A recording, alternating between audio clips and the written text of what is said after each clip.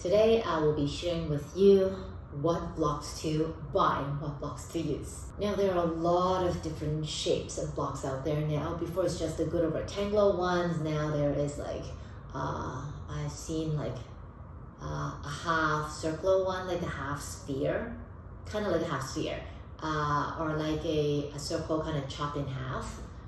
So it's like flat on both sides, it's curvy on the edge. Some blocks are a lot bigger, but they're not as thick. So those are the really new ones out there. I think the rounded ones are good for maybe back bending, and the flatter ones, the bigger ones, are good for sitting. Today we are just gonna focus on the good old rectangular ones. For the rectangular blocks, there are a few different materials.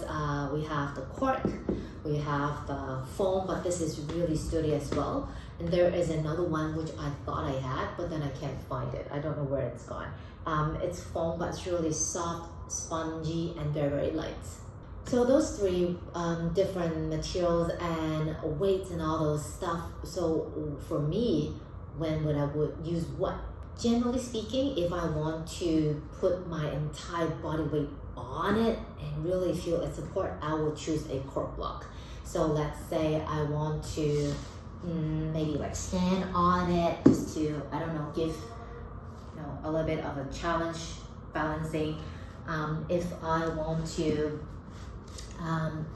use this as a prop to, again, maybe doing L-sit with. I only have one block. Actually, I have the other one, but supporting the iPad, so I don't want to move it. I would use this one just to put the entire weight onto it, and I feel a lot safer that way. So I would definitely use a cork block, something that would not affect the shape if I put my body weight on it. What I wouldn't use this with is, I wouldn't use this if I am wanting to lift it up, unless I want to do like a huge challenge. What do I mean by that? I wouldn't want to use the cork block to do this, raising it overhead, just in case it drops. I don't want it to fall on my head.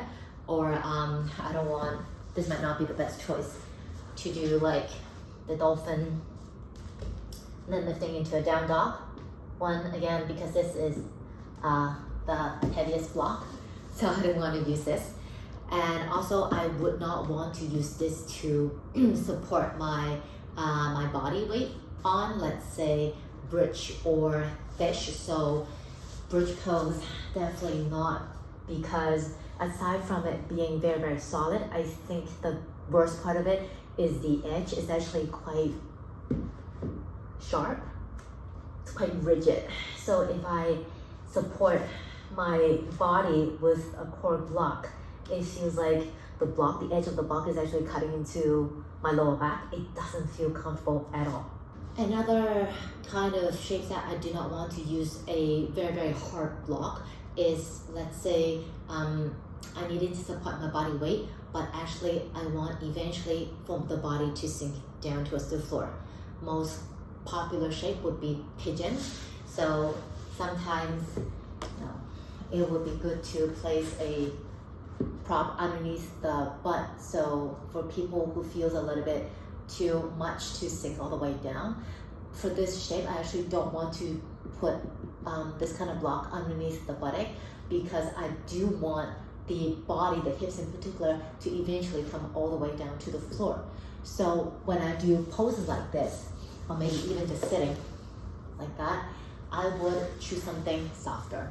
Actually, I would choose a bolster, a cushion, or if I have to choose a block, it would be that really foamy, soft and light block to sit on, so that eventually my hips would sink all the way down. Another downside of the cork block is that it sheds.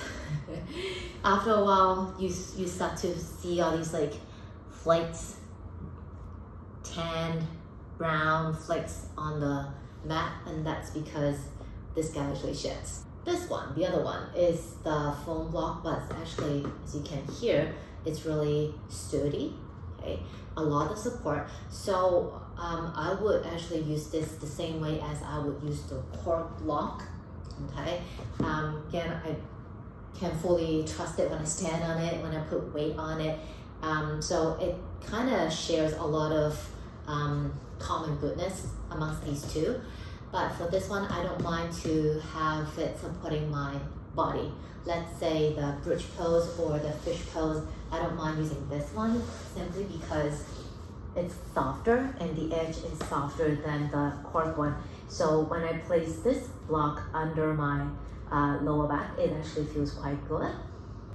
Another good thing about it is that this doesn't shed like the cork block does. So even if I use it for a very long time, it doesn't peel or doesn't have like blue stuff, bits and pieces laying down on my mat.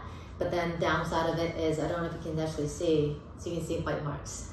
My dog uses this as a bite toy, it's like a chewing toy, so you can see is their teeth marks. So this is not a very good chewing toy for dogs.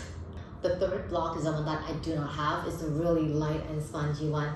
For that one, I would not use it to put weight on it. Let's say whatever that I use these two with, I would not use the foam, the really soft, spongy foam block to do with. So if I put my weights onto that foam block, my arm would actually sink into the block. That's a no-no. So it's not good for the joints. So that's not a very ideal thing for your practice anyway, for your body anyway, so I wouldn't do that. I would, however, use it, let's say, for poses that I need to sink into, like pigeon or like just sitting on that block, so eventually my hips could come closer to the floor. And that's it for my sharing for today. Very quick and simple. Blocks, I start with one and then eventually have four. I think I have actually 5, but then again I cannot find the 5th one, so I have 4 now, 2 foam and 2 cork ones. So I think for me, these guys are actually very, very helpful and very handy. Anything else, I would always choose to have like a cushion and pillow, maybe a bolster, and I think that is perfect. So you can have your own collection. As props now come in different like colors, like come in different colors every season. So you can match your block with your outfit. All right, so take it easy.